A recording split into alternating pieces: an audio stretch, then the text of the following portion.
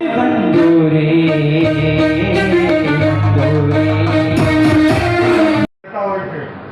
કદાચ બધું કરો પણ ત્યારે કોઈ સાધુ સાધ્વીની નિંદા ન કરજો.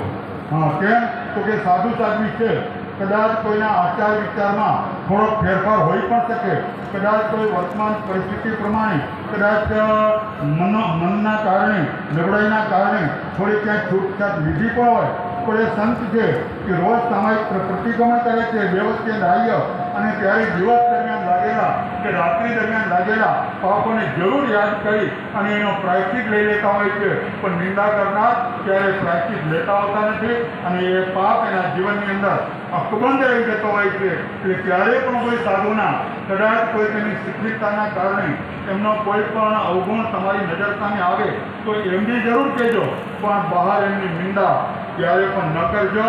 અને પાતળી જલેબી ખૂણે બેસી ખાય, સાધુ સાધ્વીની નિંદા કરે તે સાપની નરકે જાય. આ મહાપાપે બંધાઈ જતો હોય છે, તો એવો પાપ આપણા ન બંધાઈ જાય સાધુ સાધ્વીની નિંદા કરતા.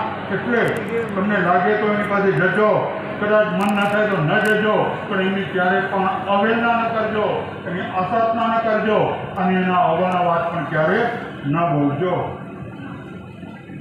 હવે એમને કરણી બંધનો પાઠ અર્પણ કરવામાં આવશે.